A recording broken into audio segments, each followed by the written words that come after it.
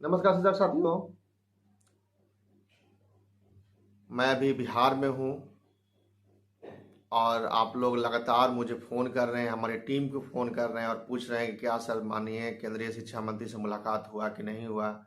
क्या सर हमारा जो है केंद्र सरकार बात मानेगी कि नहीं मानेगी। क्या एनआईओएस डिलेट वैलिड होगा कि नहीं होगा। ये तमाम तरह का सर आप वहाँ पे गए थे तो क्या हुआ, क्या स्थिति हुई, किनसे मुलाकात हुई, ये तमाम तरह, क्योंकि मैं बीच में सारा लगातार काम कर रहे थे तो कोई भी इन्फॉर्मेशन आपको नहीं दे रहे थे।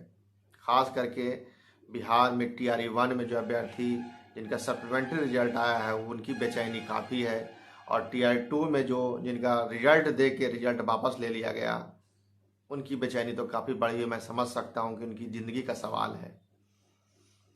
वो जितने भी हमारे साथी हैं उनकी आंख से आंसू नहीं रुक रहा है। लोग इतना परेशान हैं, डिप्रेशन में हैं, इतना परेशान है कि इनका परेशानी हमसे सुना ही नहीं जा रहा है। लोग फ़ोन करके तुरंत रोने लग रहे हैं। लाजमी से बात है भाई कि किन्हीं की नौकरी लग जाए, रिजल्ट हो जाए, मेरिट में आ जाए, इतना मेहनत किया है उसके बाद उनको नियुक्ति पत्र से रोक दिया जाए।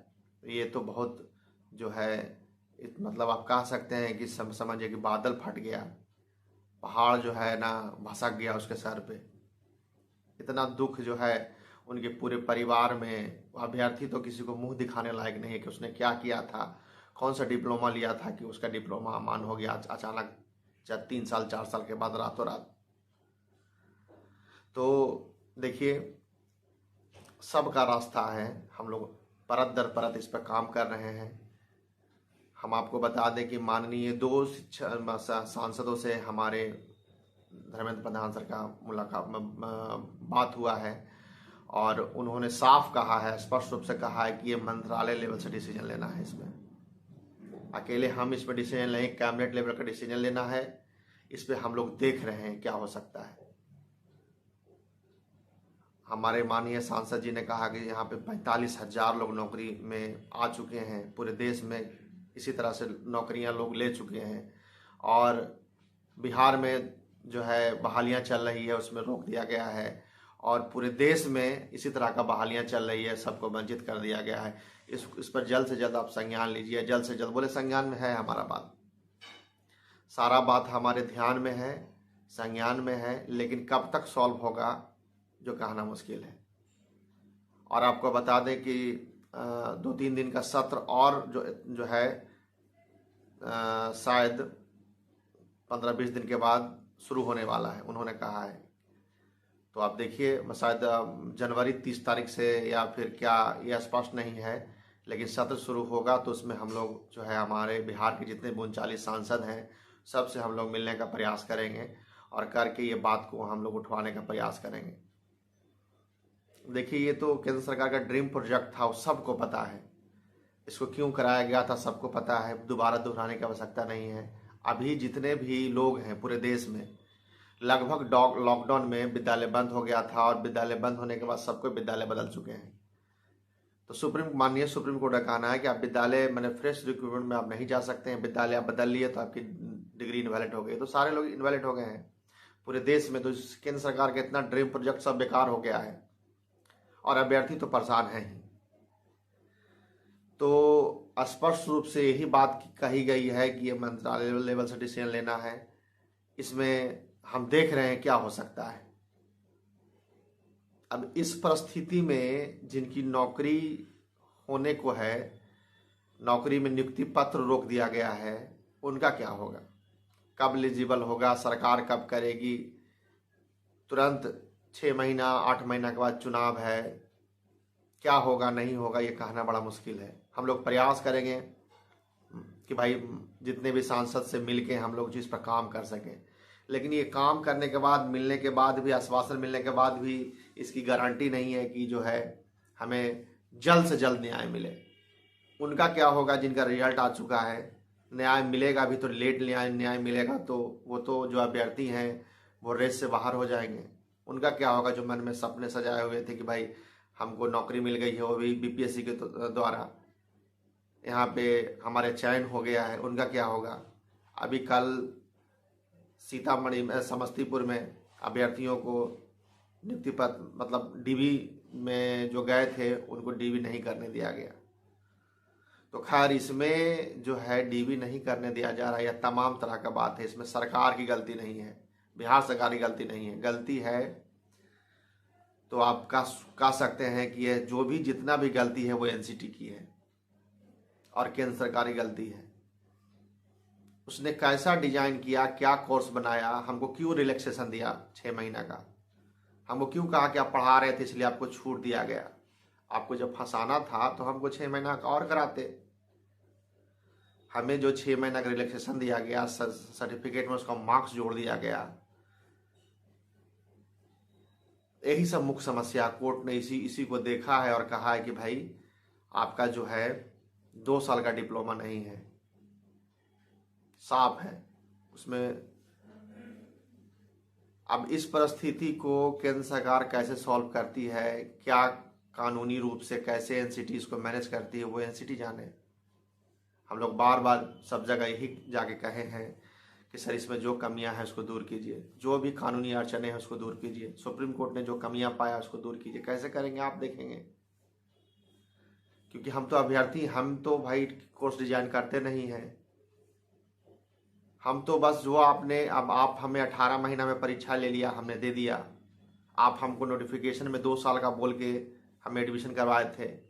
माननीय सीवी शर्मा ने स्पष्ट रूप से पोर्टल पे आके प्रेस कॉन्फ्रेंस के द्वारा स्पष्ट रूप से कहे थे कि यह डिप्लोमा पूरे देश के लिए मान्य है, अपने राज्य नहीं दूसरे राज्य में जाकर नौकरियां पा सकते हैं। यह वीडियो देख के, नोटिफिकेशन देख के हमने आपके एनआईएस में एडमिशन लिया था। नहीं तो क्या आवश्यकता थी इतना पेन लेने का। कौन व्यक्ति है जो एक विद्यालय के लिए 2 साल मेहनत करे, 4 सेमेस्टर में परीक्षा दे, क्या आवश्यकता थी। ये सारे लोगों को सारे बातें बताई गई। हम 18 महीना में परीक्षा दे सकते हैं, हमारा करिकुलम 2 साल का, हम पढ़ाई सारा 2 साल का कर चुके हैं, लेकिन आप हमसे 18 महीना परीक्षा ले लिए। यह बोल गए कि 6 महीना क्योंकि आप पहले से पढ़ा रहे थे, आप शिक्षक हैं, 6 महीना का आपको रिलैक्सेशन दिया जाता है। ठीक है, रिलैक्सेशन आप दिए कि क्या किए वो कानूनी अड़चन है, उसमें हमको नहीं पढ़ना है। मुझे पता है कि हम पढ़ा रहे थे और 6 महीना का रिलैक्सेशन पढ़ा रहे थे, इंटर्नशिप उसको भी माना जा सकता है, लेकिन इसको कोर्ट नहीं मान रही है। कोर्ट का कहना है कि नहीं, वो जो करिकुलम 2 साल का होना चाहिए। खैर, कोर्ट ने जो कहा है हम उनका सम्मान करते हैं, हमको उस पर टिप्पणी टिप्पणी नहीं करना है। अब जो कह दिया सो कह दिया, आप सही होते हुए आप गलत हो गए तो हो गए। खैर, जो भारतीय संविधान है, भारतीय कानून है, उसमें चलना ही होगा हमको। जो ऊंचा पद पे बैठा हुआ है वो गलत कहे सही कहे, आपको मानना होगा, आपके हाथ में विकल्प नहीं है। खैर, उस पर हम नहीं जाना है। अब इस समस्या का निदान कैसे होगा। देखिए, जितने भी अभ्यर्थी, हमने आपको पहले ही कहा है कि बिहार में हमारे जितने भी गवर्नमेंट शिक्षक हैं वो नौकरी कर रहे हैं, उनको तब तक हम पार्टी नहीं बनाएंगे जब तक बिहार में कोई केस नहीं हम पे करता है। उनका सारा डॉक्यूमेंट सारा करके हम रख रहे हैं। यदि जैसे ही बिहार में हम पे कोई केस करेगा, हम तुरंत पार्टी बन के पटना हाई कोर्ट में लड़ेंगे। हमने माननीय कपिल सर के जो जूनियर हैं उनसे लगभग 3 घंटा हमारा मीटिंग हुआ है, हमारे टीम का एक मोटी रकम देके। उसमें सारा पहलुओं पर चर्चा किया गया है कि सर पूरे देश में जो बहालियां चल रही है वो जो है रोक दिया गया है, या बिहार में जो है TRE-1 में सप्लीमेंट्री रिजल्ट आया था, एक ही नोटिफिकेशन में एक बच्चा को ले लिया गया, दूसरे बच्चा को क्योंकि रिजल्ट लेट आया था, जजमेंट के बाद आया था, तो उनको नहीं लिया जा रहा है। और TRE-2 में जजमेंट के बाद रिजल्ट आया है, तो क्या बहाली चल रही थी, बहाली का नोटिफिकेशन जजमेंट आने से पहले आ गया था, तो क्या एलिजिबल है कि नहीं है। उन्होंने स्पष्ट रूप से कहा कि जो भी अभ्यर्थी हैं, कानून ये कहता है कि यदि नोटिफिकेशन आ गया है, नोटिफिकेशन में आप आवेदन कर दिए हैं, तो सरकार उसको लेगी।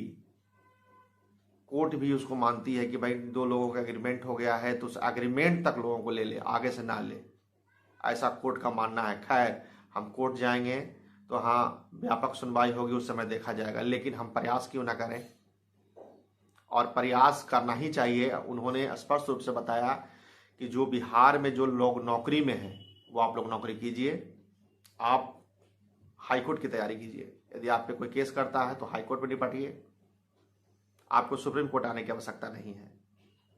लेकिन जो अभ्यर्थी को वंचित किया गया है, जो अभ्यर्थियों को रोका गया है, वो अभ्यर्थी फ्रेश रीट दायर करे यहाँ पे, और यहाँ पे मैं उसको 0 से Z तक सुनवाई कराऊंगा, व्यापक सुनवाई कराऊंगा।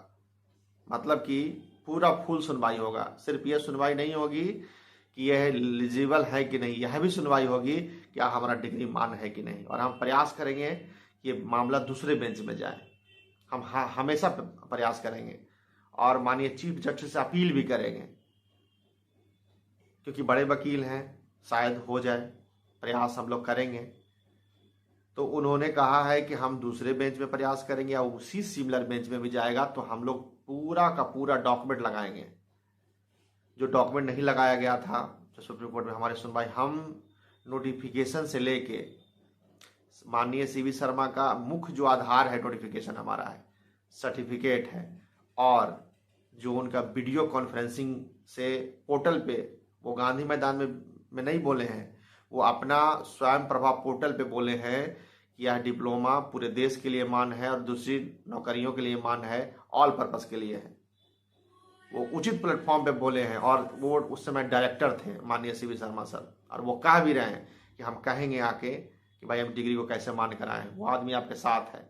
तो इस बार हम लोग केस करेंगे तो सभी लोगों को पार्टी बनाएंगे, NIOS को बनाएंगे, MHRD को बनाएंगे, NCT को बनाएंगे, केंद्र सरकार को बनाएंगे, सभी लोगों को पार्टी बनाएंगे।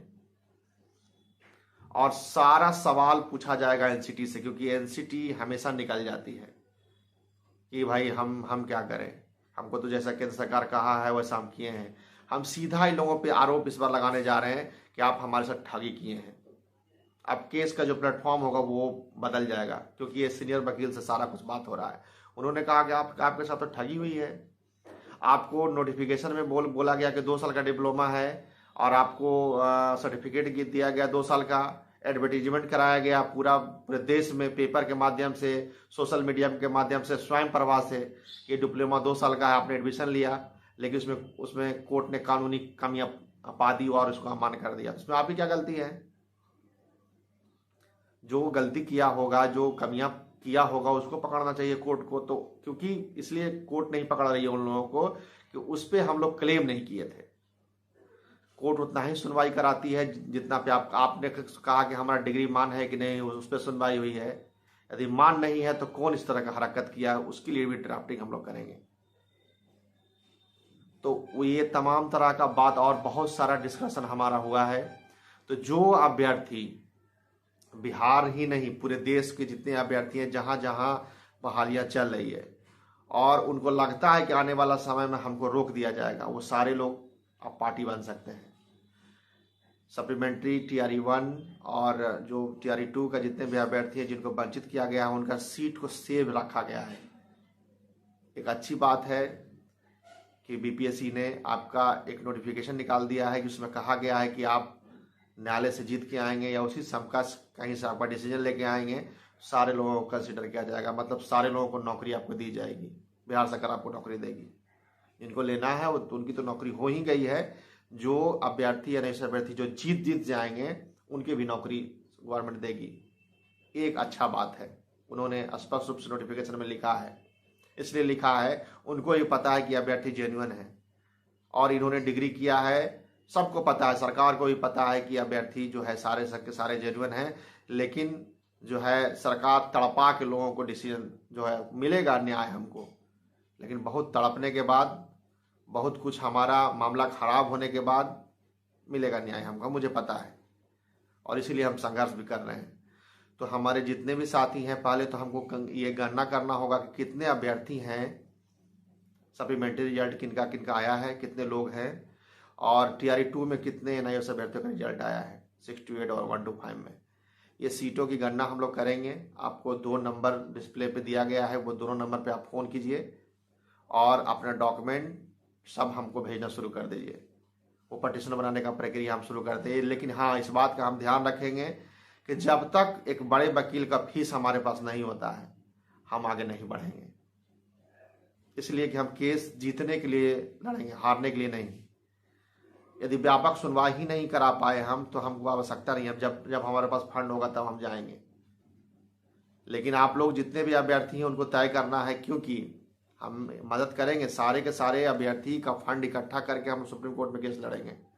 कि तब देखिए, आपको हम बता देते हैं, उन अभ्यर्थियों को टीआरई 1 में जिनका सप्लीमेंट्री में रोका गया है और टीआरई 2 में जिनका रिजल्ट रोका गया, वो तो ऐसे भी अमान हो गए, उनका तो कुछ नहीं हो सकता, कुछ भी कर ले। लेकिन यदि उन अभ्यर्थियों को सुप्रीम कोर्ट में हम लेके जाएं और व्यापक सुनवाई हो जाए, उनको कंसीडर कर लिया जाए, तो पूरा देश में डिग्री मान हो जाएगा। तो इसमें सभी लोगों को सहयोग करना चाहिए। ऐसा नहीं है कि वो अभ्यर्थी ही सहयोग, वो अभ्यर्थी सिर्फ पार्टी बनेंगे। इसमें नियोजित शिक्षक पार्टी नहीं बनेंगे, नौकरी जो कर रहे हैं वो पार्टी नहीं बनेंगे, लेकिन वह अभ्यर्थी पार्टी बनेंगे जो अभ्यर्थी के साथ यह विडंबना हुई है कि उनको उनकी जो रिजल्ट आने के बाद भी, रिजल्ट मिलने के बाद भी उनको वेरिफिकेशन नहीं कराया जा रहा है और नौकरी से रोक दिया गया। सिर्फ वो जाके पार्टी बनेंगे और न्याय मांगेंगे। मुझे पता है कि न्याय मिलेगा। तो सबसे बड़ा बात है कि अच्छा, इस एक बहुत बड़ा हमने देखा कि जिनको पीड़ा होता है वही, वो दूसरा को हेल्प नहीं करता है। मैं तो इतना दिनों में ही देखा हूं कि जिसको दर्द होता है वही भाई दवा खाता है। तो जितना भी अभ्यर्थी है जिनको रिजल्ट से रोका गया है, वही अभ्यर्थी मैं समझता हूं कि बढ़ चढ़ के जो अपना पार्टी बनेंगे और कोर्ट फीस जमा करेंगे। हालांकि जो पीछे से जो अभ्यर्थी हमारा, जितने भी गवर्नमेंट शिक्षक अभ्यर्थी हमको जो मदद कर रहे हैं, और उनसे भी हमारा आग्रह है कि आप पटना हाई कोर्ट के लिए पार्टी बनना। मैं उधर दिल्ली क्या गया कि आप लोग सुस्त हो गए, स्लो हो गए। हालांकि यहाँ पे कोई जो है मीटिंग करने वाला भी नहीं था। हमारा सारे लगभग टीम जो है वो निकले हुए थे, हमारे साथ ही थे। तो खैर, हो सकता है कि अगला संडे को हम गांधी मैदान में इस संबंध में मीटिंग रखें, क्योंकि अभी समय ने 2 तारीख तक माननीय न्यायालय बंद है। तो हम लोग जैसे ही कोर्ट खुलेगा, क्योंकि लेट करना ये उचित नहीं है। यदि लेट करेंगे तो उन अभ्यर्थियों को दिक्कत है जिनको रिजल्ट आ गया है और उनका मामला ठंडे अवस्था में चला जाएगा।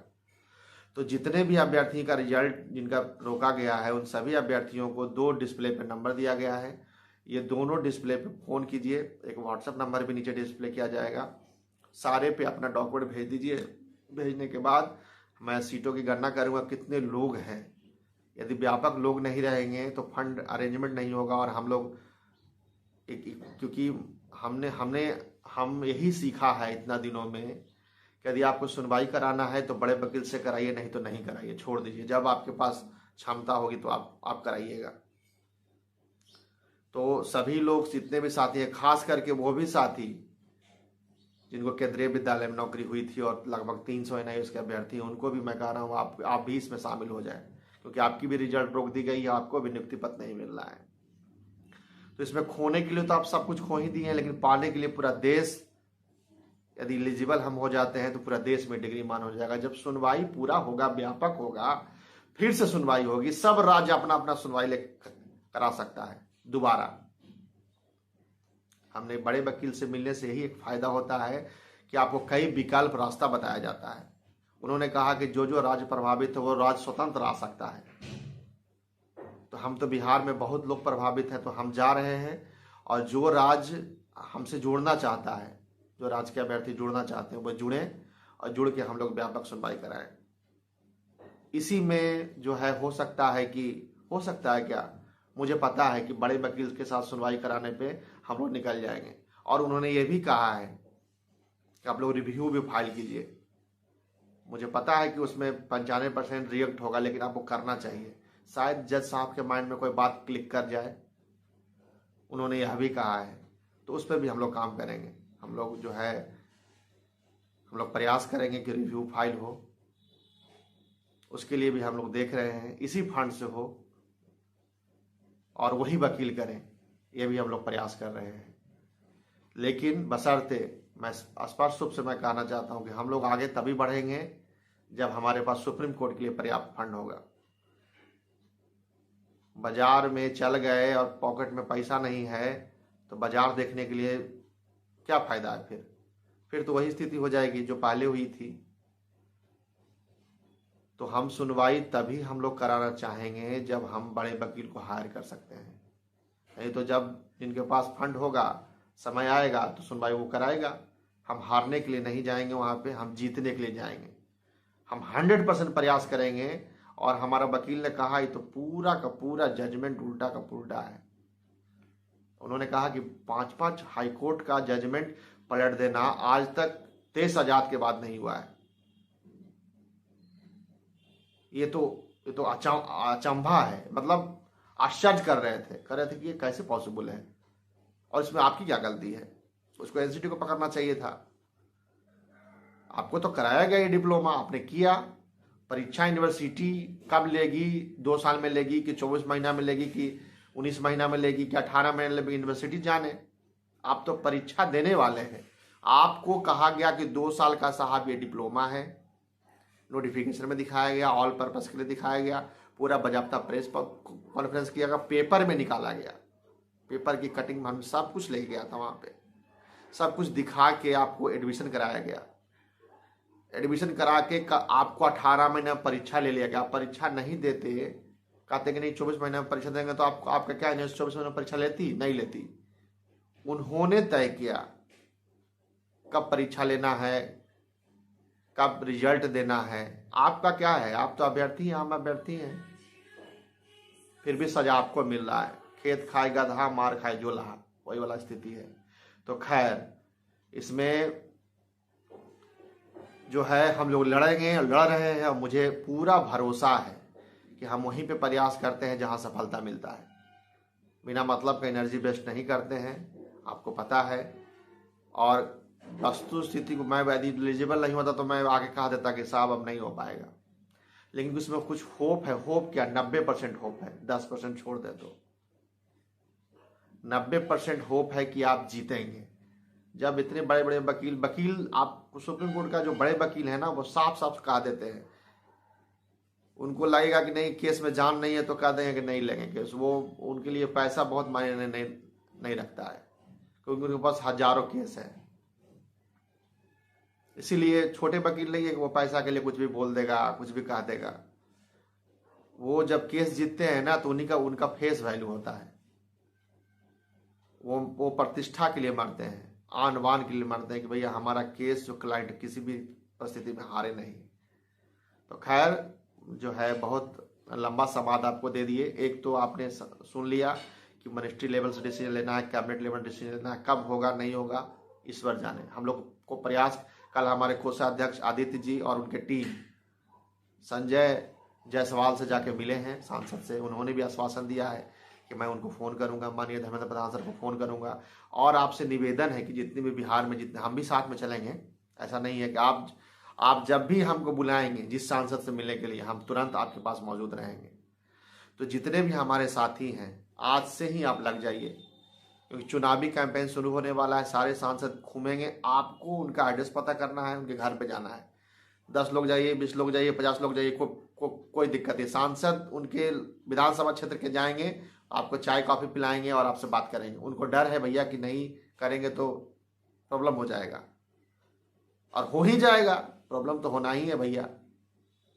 हम लोग तो यदि इस तरह से हुआ तो एक कैंपेन चलाएंगे, वोट थोड़ी देने जा रहे हैं बीजेपी को। खैर वो तो राजनीति बात हो गई, समय के साथ देखा जाएगा। लेकिन अभी जो यही है कि आप लोग सारा डॉक्यूमेंट भेजिए, मैं काउंट करता हूँ कितने लोग हैं, उसके बाद हम लोग सुप्रीम कोर्ट चलेंगे। और मैं भरोसा दिलाता हूँ कि हम लोग विजय होंगे। आप लोग निराश मत होइए।